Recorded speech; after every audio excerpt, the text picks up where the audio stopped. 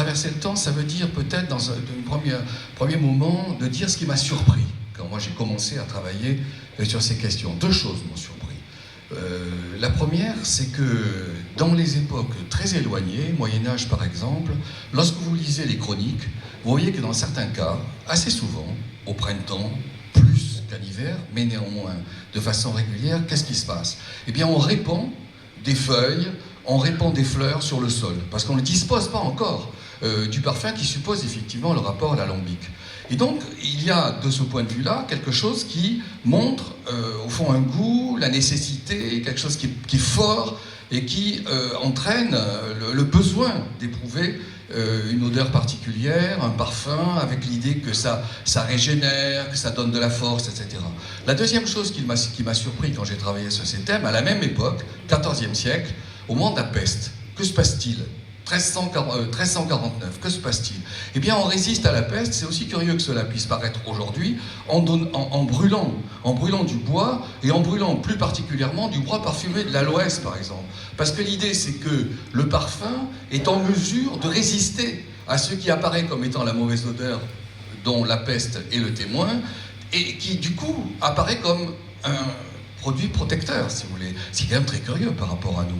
Alors lorsqu'on est sur ces deux idées, à la fois le besoin finalement d'avoir avec soi quelque chose qui est de l'ordre de l'odeur, et en même temps d'avoir avec soi quelque chose qui est de l'ordre de la protection, on voit que ce qui triomphe dans les époques suivantes, et en particulier au XVIe siècle, on a la Renaissance vraiment, ce qui triomphe, c'est l'idée que grâce précisément à l'alambic, grâce à de nouvelles matières, eh bien c'est l'idée que le parfum, au fond, d'une part, lutte contre le sale, ce qui m'a beaucoup surpris là aussi, mais c'est un fait, c'est-à-dire qu'on l'utilise dans les hôpitaux, etc.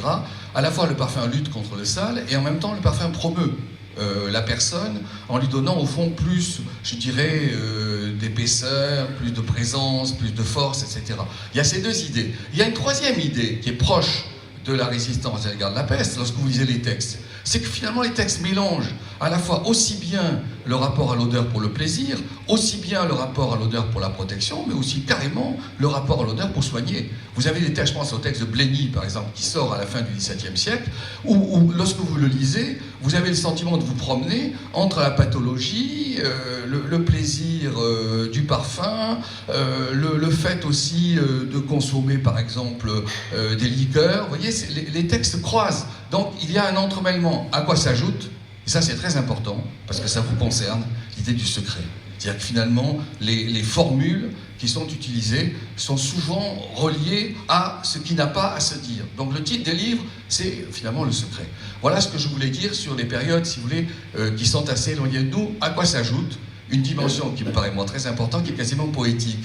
C'est-à-dire que lorsque vous lisez les textes, eh bien vous traversez l'eau de mille fleurs, la bergamote, l'iris. Vous voyez, vous avez l'impression de rentrer dans un imaginaire qui est finalement celui de la poésie, et ce qui est quand même en rapport avec le plaisir du parfum. Bon, ça c'est en gros une sorte de grande période antérieure.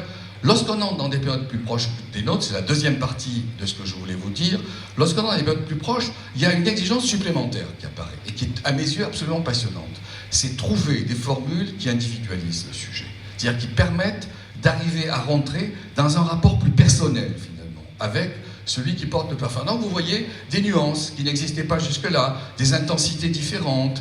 Si l'on pense aux cosmétiques et par exemple aux fards, on voit des couleurs beaucoup plus nuancées. C'est pas vraiment le parfum, mais c'est quand même proche des couleurs plus nuancées qui permettent de rentrer dans ce que le sujet est en mesure d'attendre.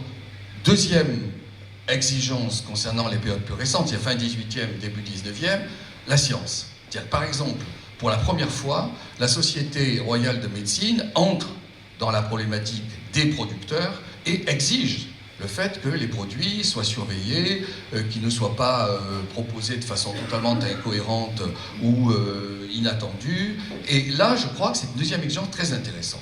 Et puis, toujours dans ma deuxième partie, si vous rentrez dans le 19e siècle, il y a une exigence supplémentaire qui est à mes yeux absolument passionnante, c'est l'industrie. C'est-à-dire qu'à partir du 19e siècle, on voit que les producteurs commencent à essayer d'irriguer davantage l'espace français, voire international, avec des expositions internationales, avec le fait d'avoir des usines à la vapeur, etc. Et donc, quelque chose s'ouvre qui jusque-là ne l'était pas et qui touche un public plus large.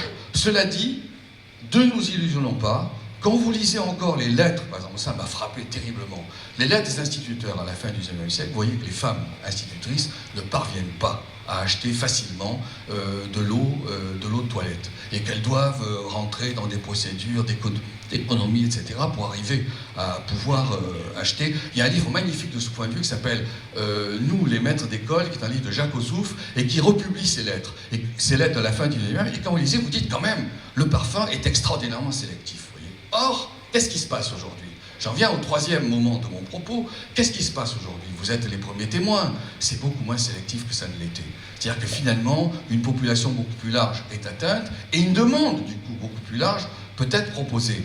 De ce point de vue-là, je n'oublie pas l'importance donnée au sujet, à l'individu, et je trouve qu'aujourd'hui, c'est vraiment une exigence individuelle. Le fait de trouver des produits qui conviennent parfaitement à ce que l'on attend. Et qu'est-ce qu'on attend? On attend deux choses, à mon avis. On attend la première, la notion qui était évoquée tout à l'heure dans la perspective d'une rencontre dans 6 mois, la première c'est quoi? Ben, c'est le bien-être. C'est-à-dire avoir des produits qui nous donnent le sentiment que nous allons mieux, qui nous aident finalement pour nous ressentir. C'est extrêmement important ça. C'est très souvent oublié parce que la première chose que l'on voit, c'est le problème de la communication. Or, ce qui est beaucoup plus important, me semble-t-il, c'est aussi ce qui est éprouvé, c'est-à-dire ce qui revient sur nous, vous voyez. Donc le produit doit s'accorder finalement à ce que nous attendons, et c'est une demande, à ce que nous attendons pour nous trouver mieux. Évidemment, la deuxième, c'est toucher l'autre, et toucher l'autre sur le mode qui soit le plus singulier, le plus individuel, le plus intime possible. Et je trouve que les produits aujourd'hui s'accordent parfaitement à cela. Reste une autre question qui est oubliée, c'est que dans la tradition, le parfum concerne essentiellement la femme. Le parfum, c'est un produit totalement féminin. Or, que se passe-t-il aujourd'hui? Vous êtes les premiers à le savoir. Il se passe un rééquilibre absolu entre le rapport masculin-féminin.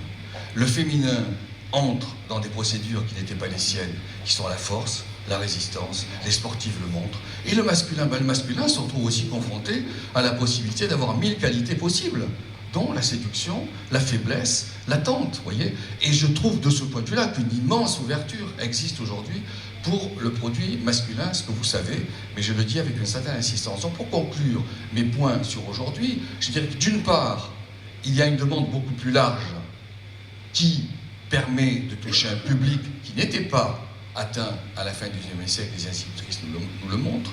Deuxièmement, ce public beaucoup plus large concerne des hommes, alors qu'auparavant il ne les concernait pas. Et troisièmement, ce public beaucoup plus large concerne non seulement la relation à l'autre, mais fondamentalement la relation à soi. Voilà ce que je voulais dire.